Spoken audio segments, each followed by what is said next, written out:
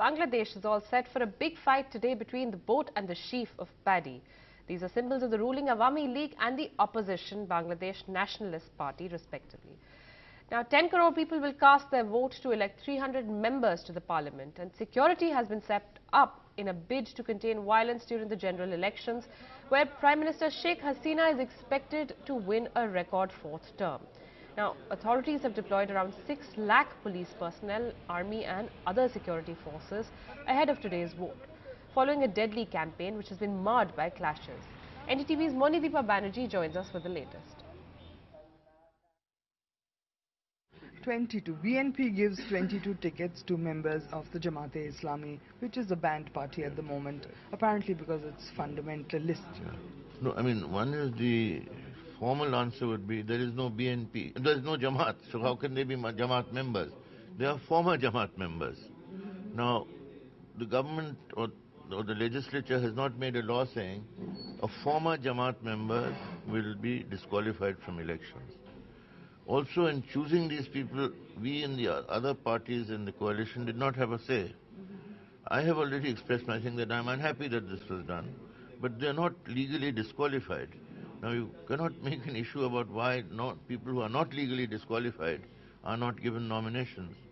So, this is something that you can ask BNP people. I'm sure that they will have some reasonable answer. But it's 22 out of 300.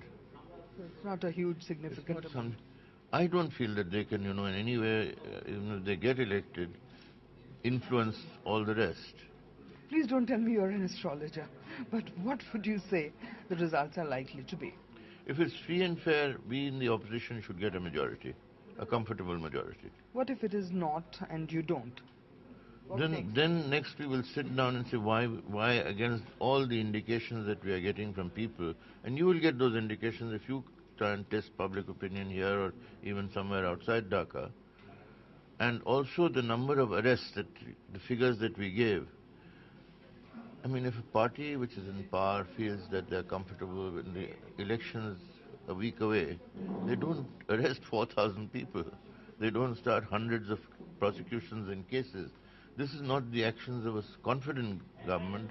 This is the actions of an extremely nervous government, which feels the ground is slipping away from under them, and therefore through repression and putting people in jail, they want to create an environment in which they think they might be able to get some result in their favor. So if there is a result in their favor, I will definitely say that you will have to see how these arrests, how these the repression of the preceding days of the election was all intended to create a situation in which they could get a result, which they can then say, we now have the result. And I would not at all be surprised if that kind of intimidation will be unfortunately visible in different parts of the country. At the office of the Bangladesh Election Commission, a huge force of soldiers from the Bangladesh Army.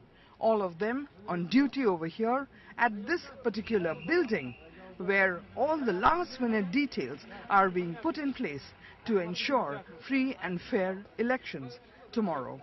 Not just the army, several other agencies are also deployed to ensure polls are held peacefully. Those include the RAB, a specialized police force, then there is the police force as well as forces like Ansar, who are probably going to be manning the polling stations. The army's role, we are told, will be to keep a watch and ensure that no trouble breaks out anywhere near the polling booths.